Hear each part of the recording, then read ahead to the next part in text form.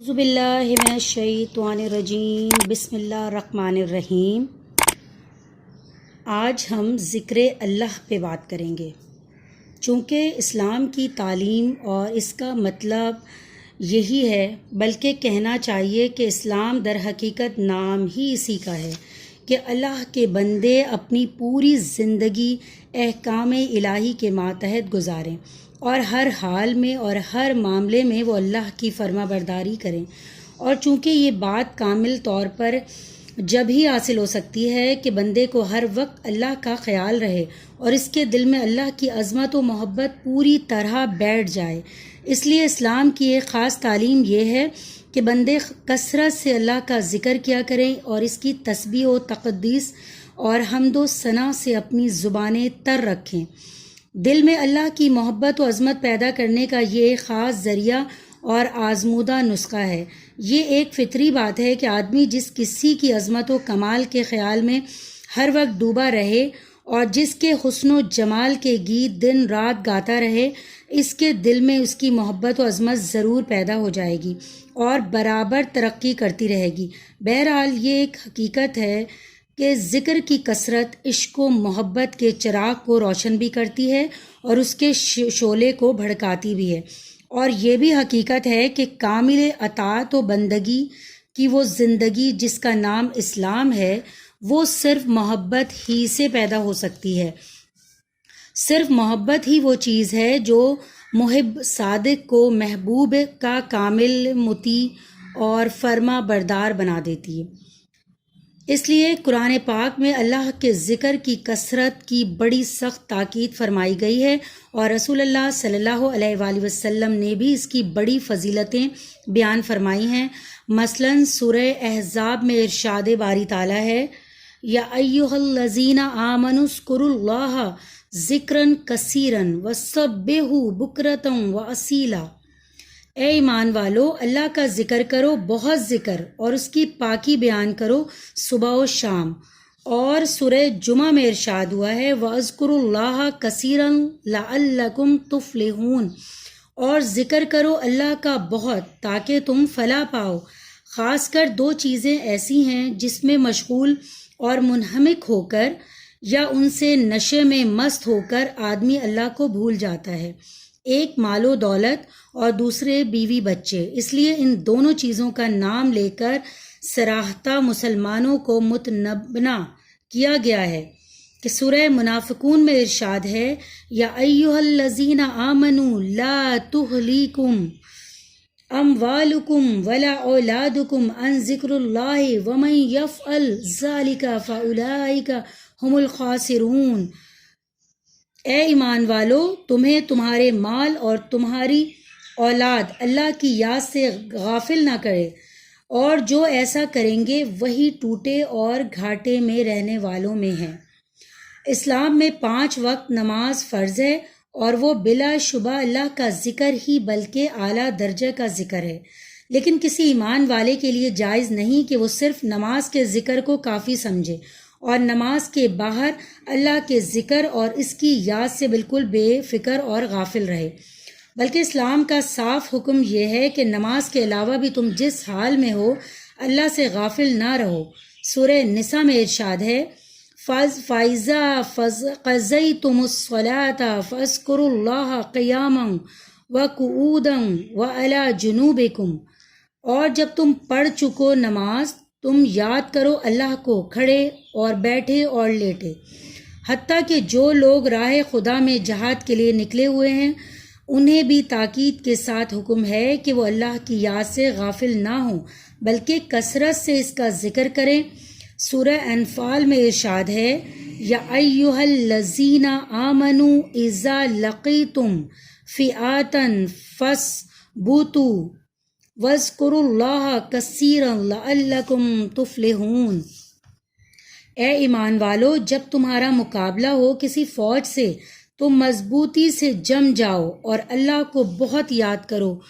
تاکہ تم کامیاب اور بامراد ہو جاؤ۔ اس آیت سے بھی معلوم ہوا، اور سورہ جمعہ کی بھی اس آیت سے وَاذْكُرُوا اللَّهَ كَثِيرًا لَعَلَّكُمْ تُفْلِحُونَ، اس سے بھی معلوم ہوا تھا کہ ایمان والوں کی فلاح و کامیابی میں ذکر اللہ کی کثرت کو خاص دخل ہے۔ اور سورہ منافقون کی جو آیت ابھی سنائی تھی میں نے، اس سے بھی معلوم ہو چکا ہے کہ اللہ کے ذکر سے غافل رہنے والے بے مراد اور خسارے میں رہنے والوں میں ہیں۔ اور سورہ رعد کی اس آیت میں اللہ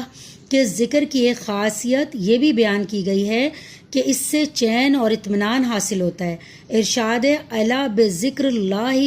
تطمئن القلوب، یاد رکھو اللہ کے ذکر ہی سے چین پاتے ہیں دل، یعنی ایمان والی روحیں۔ قرآن مجید کی ان آیتوں کے بعد رسول اللہ صلی اللہ علیہ وآلہ وسلم کی چند حدیثیں بھی سن لیجیے۔ ایک حدیث میں ہے، رسول اللہ صلی اللہ علیہ وآلہ وسلم سے دریافت کیا گیا کہ قیامت کے دن کون لوگ اللہ کے بندوں میں سب سے زیادہ اونچے درجوں پر ہوں گے؟ آپ صلی اللہ علیہ وآلہ وسلم نے ارشاد فرمایا، اللہ کا ذکر کرنے والے، خواہ وہ مرد ہوں یا عورتیں۔ صحیح بخاری اور صحیح مسلم میں حضرت ابو موسیٰ سے مروی ہے کہ رسول اللہ صلی اللہ علیہ وآلہ وسلم نے فرمایا کہ اللہ کو یاد کرنے والے کی مثال اور یاد نہ کرنے والے کی مثال زندہ اور مردہ کی سی ہے، یعنی یاد کرنے والا زندہ اور نہ یاد کرنے والا مردہ ہے، بلکہ مردار ہے۔ اور حضرت عبداللہ بن عمر رضی اللہ تعالیٰ عنہ سے مروی ہے کہ رسول اللہ صلی اللہ علیہ وآلہ وسلم نے ارشاد فرمایا، ہر چیز کے لیے کوئی ثقل ہے اور دلوں کا ثقل اللہ کا ذکر ہے، اور اللہ کے عذاب سے نجات دلانے میں کوئی چیز بھی اللہ کے ذکر سے زیادہ مؤثر نہیں ہے۔ کی اصل حقیقت یہ ہے کہ آدمی اللہ سے غافل نہ ہو، وہ جس حال اور جس مشغلے میں ہو اس کو اللہ کا اور اس کے احکام کا خیال ہو۔ اس کے لیے اگرچہ یہ ضروری نہیں کہ ہر وقت اور ہر حال میں وہ زبان سے بھی ذکر کرے، لیکن یہ واقعہ ہے کہ اللہ کے جن بندوں کا یہ حال ہوتا ہے ان کی زبانیں بھی اللہ کے ذکر سے تر رہتی ہیں، اور یہ حال کہ ہر وقت اللہ کا اور اس کے حکموں کا خیال رہے اور غفلت نہ ہونے پائے۔ عموماً انہیں بندگان خدا کا ہوتا ہے جو زبانی ذکر کی کثرت کے ذریعے دل و دماغ میں یا اور دھیان کی مستقل کیفیت پیدا کر لیتے ہیں، اللہ اللہ سے اپنے قلبی تعلق کو بڑھا لیتے ہیں۔ اس لیے ذکر لسانی یعنی زبانی ذکر کی کثرت بہرحال ضروری ہے۔ اس زمانے کے بعض پڑھے لکھے لوگوں کو یہ سخت غلط فہمی ہے کہ وہ زبان سے اللہ کے ذکر کی کثرت کو ایک بے فائدہ عمل سمجھتے ہیں، حالانکہ رسول اللہ صلی اللہ علیہ وآلہ وسلم کی احادیث میں صراحتہ کا اس کا حکم ہے، اور حضور صلی اللہ علیہ وآلہ وسلم کی اس کی بڑی تاکید اور فضیلتیں بیان کی ہیں۔ حضرت عبداللہ بن یسرا سے روایت ہے کہ ایک شخص حضور صلی اللہ علیہ وآلہ وسلم کی خدمت میں حاضر ہوا اور عرض کیا، یا رسول اللہ صلی اللہ علیہ وآلہ وسلم، اسلام کے احکام بہت ہیں، آپ مجھے کوئی ایسی چیز بتا دیجئے جسے میں مضبوطی سے پکڑ لوں۔ حضور صلی اللہ علیہ وآلہ وسلم نے فرمایا، لا یزال لسانک رطبا من ذکر اللہ، تمہاری زبان ہمیشہ اللہ کے ذکر سے تر رہا کرے۔ ایک حدیث قدسی میں ہے جو حضرت ابو ہریرہ سے مروی ہے کہ حق تعالیٰ کا ارشاد ہے، بندہ جب مجھے یاد کرتا ہے اور میرے ذکر سے اس کے ہونٹوں کو حرکت ہوتی ہے تو میں اس کے ساتھ ہوں۔ رسول اللہ صلی اللہ علیہ وآلہ وسلم کی تعلیم فرمائی ہوئی خاص اذکار، جو آیتیں اور حدیثیں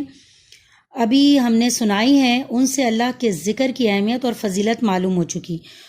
اور اللہ کے ذکر کی کثرت سے اللہ کی محبت پیدا ہوتی ہے اور بڑھتی ہے۔ اب ہم آپ کو رسول اللہ صلی اللہ علیہ وآلہ وسلم کی تعلیم کیے ہوئے اور پسند فرمائے ہوئے ذکر کے خاص کلمے معلوم کر لینا بھی آپ کے لیے ضروری ہے۔ تو افضل الذکر، حضرت جابر بن رضی اللہ تعالی عنہ سے روایت ہے کہ رسول اللہ صلی اللہ علیہ وآلہ وسلم نے فرمایا، سب ذکروں میں افضل لا الہ الا اللہ کا ذکر ہے۔ ایک دوسری حدیث میں ہے کہ جب حضرت ابو ہریرہ سے مروی ہے کہ رسول اللہ صلی اللہ علیہ وآلہ وسلم نے فرمایا، جب کوئی بندہ دل کے پورے اخلاص سے لا الہ الا اللہ کہتا ہے تو اس کلمے کے لیے آسمانوں کے دروازے کھل جاتے ہیں، یہاں تک یہ سیدھا عرش تک پہنچتا ہے، بشرط وہ بندہ گناہ کبیرہ سے پرہیز کرے اور ایک حدیث میں ہے کہ رسول اللہ صلی اللہ علیہ وآلہ وسلم نے بیان فرمایا کہ ایک دفعہ حضرت موسیٰ علیہ السلام نے اللہ تعالیٰ سے عرض کی کہ مجھے کوئی چیز بتائی جائے جس کے ذریعے میں آپ کا ذکر کروں۔ اللہ تعالیٰ کی طرف سے جواب ملا، لا الہ الا اللہ کے ذریعے میرا ذکر کیا کرو۔ حضرت موسیٰ نے عرض کیا، یہ ذکر تو سبھی کرتے ہیں، میں کوئی خاص کلمہ معلوم کرنا چاہتا ہوں۔ ارشاد ہوا، اے موسیٰ، اگر ساتوں آسمان اور ساتوں آسمانی مخلوق اور ساتوں زمینیں ترازو کے ایک پلڑے میں رکھی جائیں اور لا الہ الا اللہ دوسرے پلڑے میں، تو لا الہ الا اللہ والا پلڑا ہی جھک جائے گا۔ در حقیقت لا الہ الا اللہ کی شان ایسی ہے، مگر لوگ اس کو صرف ہلکا سا لفظ سمجھتے ہیں۔ اس عاجز نے اللہ کی ایک مخلص اور صادق بندے سے سنا، ایک خاص حالت میں اس ناچیز ہی سے مخاطب ہو کر فرمایا کہ اگر کوئی شخص جس کے قبضے میں دنیا کے خزانے ہوں مجھ سے یہ کہے کہ یہ سارے خزانے تم لے لو اور اپنا کہا ہوا ایک دفعہ کا لا الہ الا اللہ اس کے بدلے میں دے دو، الحمدللہ یہ فقیر اس پر راضی ہوگا۔ کوئی ناواقف شاید اس کو مبالغہ آمیز دعویٰ سمجھتے ہیں، لیکن سچی بات یہ ہے کہ لا الہ الا اللہ کی اللہ کے نزدیک جو عظمت اور جو قدر و قیمت ہے، اگر اللہ تعالیٰ اپنے کسی بندے کو اس کا سچا یقین نصیب فرما دیں تو اس کا حال یہی ہوگا کہ وہ ساری دنیا کے خزانوں کے بدلے میں ایک دفعہ کا بھی لا الہ الا اللہ دینے پر راضی نہ ہوگا۔ کلمہ تمجید یعنی تیسرا کلمہ۔ حضرت سمرہ بن جذب رضی اللہ تعالی عنہ سے روایت ہے،